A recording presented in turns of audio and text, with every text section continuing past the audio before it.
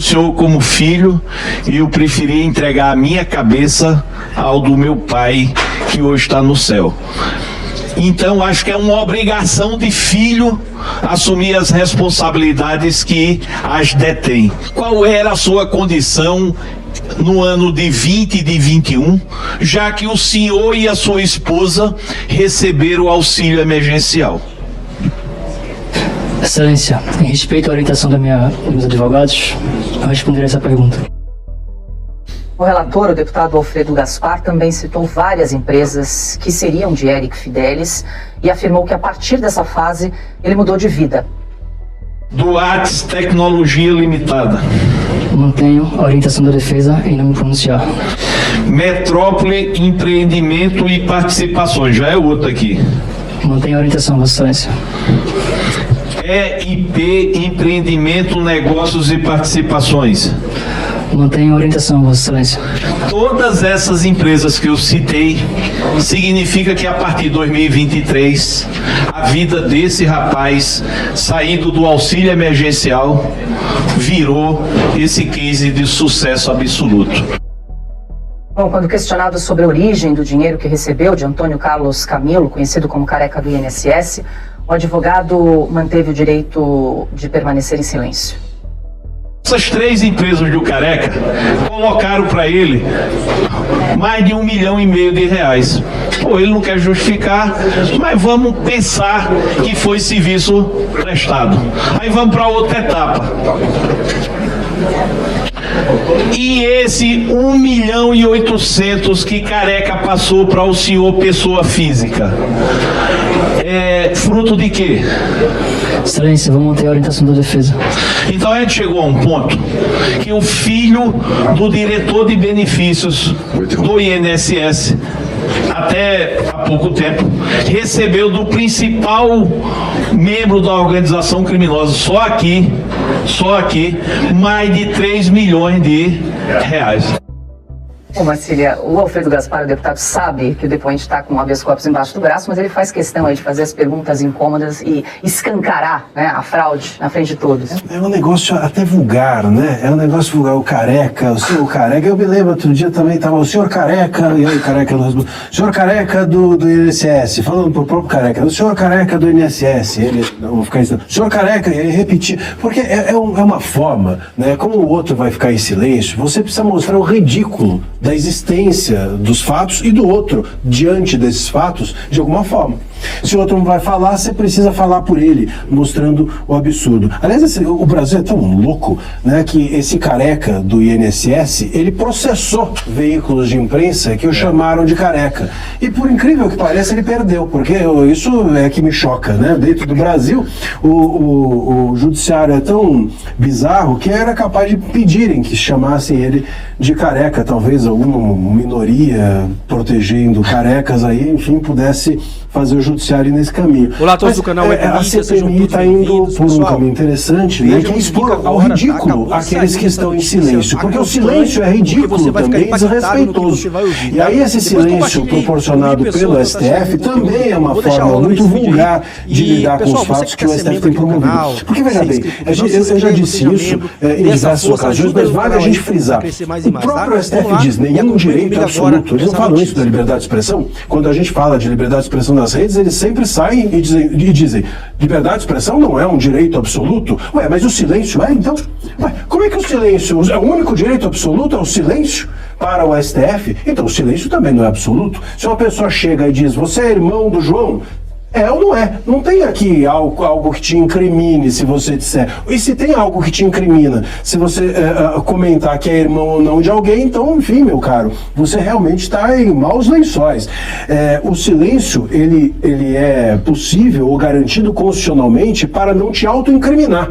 Mas você não pode alegar o silêncio para fatos objetivos, para fatos que são completamente verificáveis. Qual é o teu nome? Eu prefiro ficar em silêncio. Não, isso não é silêncio, isso é desrespeito, né? Então, é disso que se trata. Esse negócio de habeas corpus para ficar em silêncio Chegou a tal vulgaridade que ontem, até durante a sabatina do Gonê, o Flávio Bolsonaro, o senador, estava falando, fez várias perguntas a ele, etc. E eu cheguei a acreditar que o Gonê tinha conseguido um habeas corpus do Gilmar Mendes para ficar em silêncio, porque ele não respondia a pergunta nenhuma. Eu falei, foi até procurar na imprensa, será que o Gonê conseguiu um habeas corpus para ficar em silêncio na própria sabatina?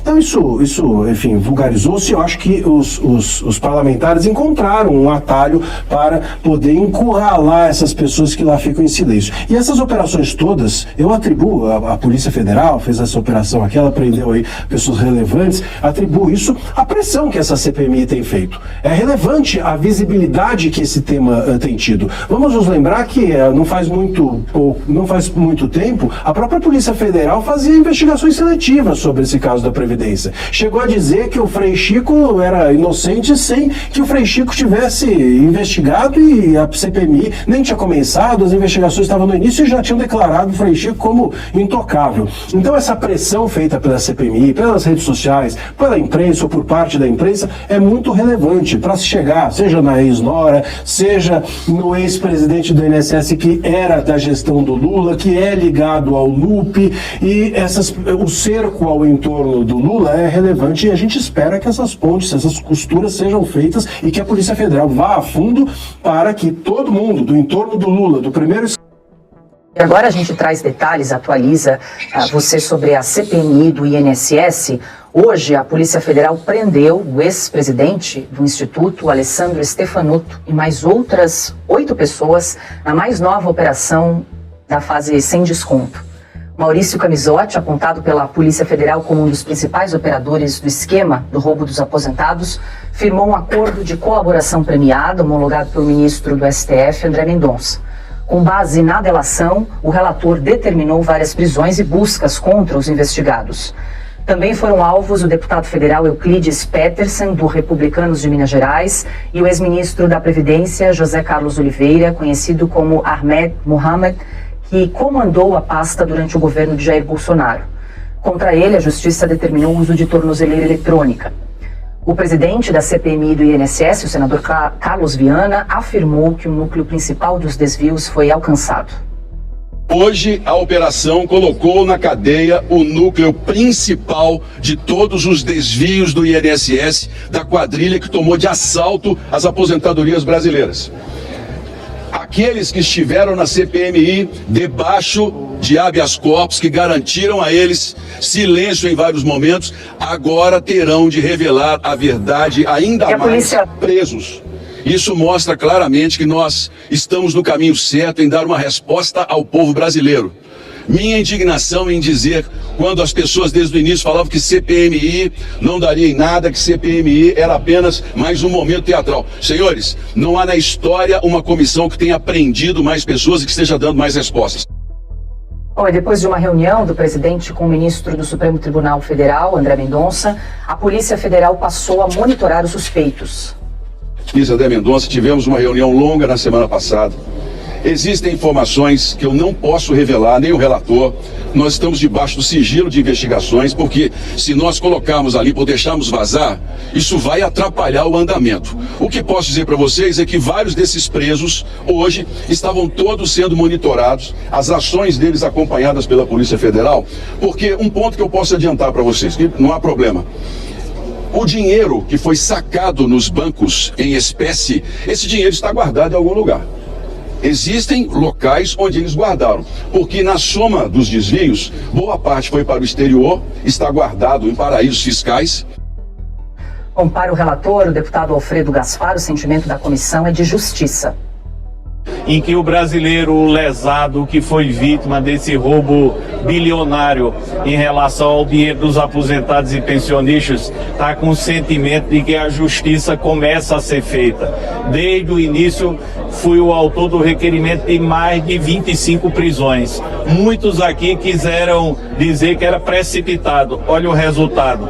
Os criminosos que meteram a mão no dinheiro suado do povo mais vulnerável estão começando a sentir o peso da justiça. Um dia muito importante para a CPMI do INSS, um marco histórico aí com a prisão, né, do Alessandro Stefanuto, outras 8 pessoas, mas tudo isso derivado de uma delação premiada do Maurício Camisotti, que é um empresário que segue preso. Ele e o careca do INSS já estão presos há alguns meses, e o Camisotti resolveu delatar algumas figuras graúdas aí desse esquema bilionário.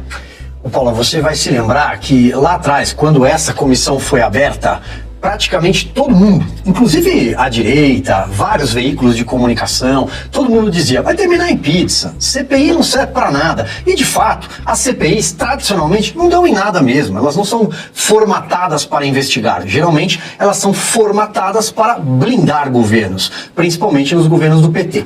Porém, essa CPI, e nós apontamos isso lá atrás, desde o dia 1 aqui na Revista Oeste, a Revista Oeste defendeu essa CPI porque tem alguns caminhos diferentes. O primeiro fato... O jogo tá mudando de cara. A cara nova é essa aqui. Entrou com um pedido de comissão mista, CPMI, o M é de mista, deputados e senadores. Portanto, tirou das mãos do presidente do Senado, que consequentemente é o presidente do Congresso, Davi Alcolumbre, a caneta. Simplesmente tirou a caneta da mão dele. Ele não pode barrar uma CPMI. Se tem número regimental, se tem votos, ela precisa ser lida no plenário e funciona. Na noite anterior, a oposição deu um baile.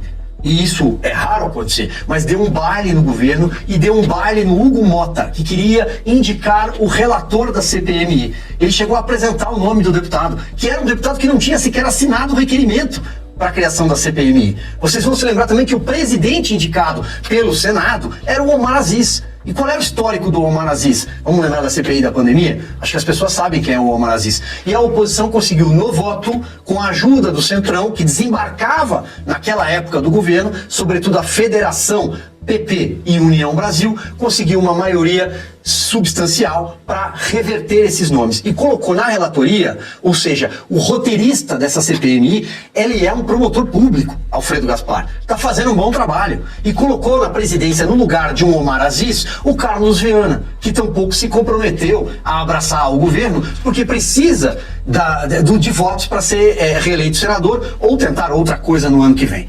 Mais um ponto que favorece essa comissão, que ajuda a funcionar. Ela está nas mãos de André Mendonça.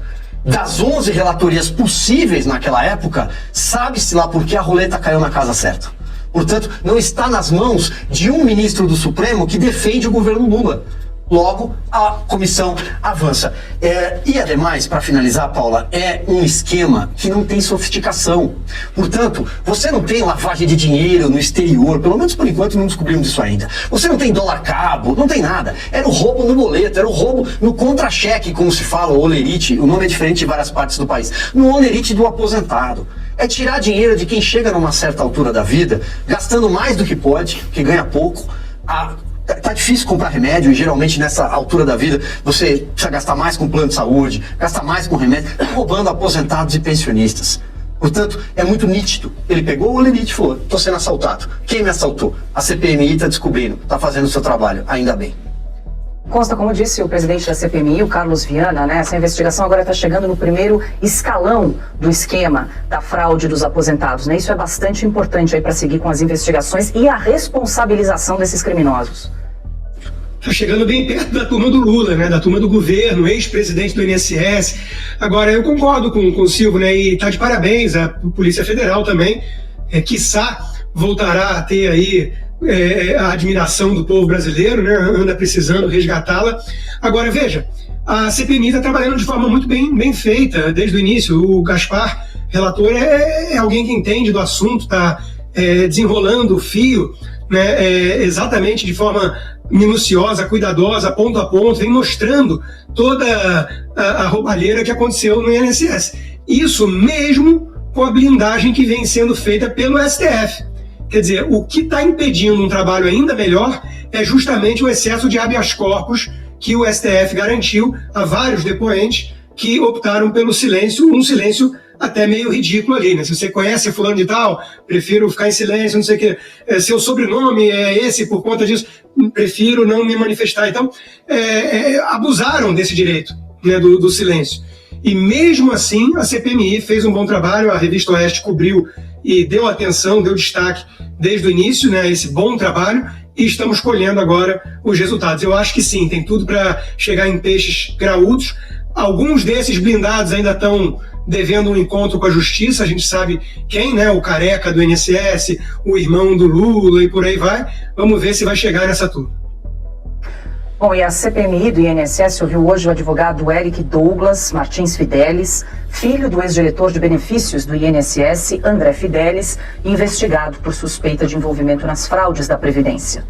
Dados de inteligência do COAF apontam que Eric movimentou mais de 10 milhões de reais durante o período de irregularidades, levantando suspeitas sobre a origem dos valores e também sua relação com o esquema. Amparado por um habeas corpus concedido pelo ministro do Supremo Luiz Fux, o advogado se recusou a afirmar o termo de dizer a verdade. Já com a palavra, Eric disse que sempre atuou com ética. Eu gostaria de desafirmar que eu sempre atuei de acordo com os princípios que regem a advocacia, de acordo com o que prega a ética do Estatuto da OAB. A advocacia privada é uma função essencial à justiça, conforme estabelecido no artigo 133 da Constituição Federal. Obrigado. Retomo agora a palavra ao ilustríssimo presidente, senador Cláudio Viana. Eric prestou depoimento no mesmo dia em que a polícia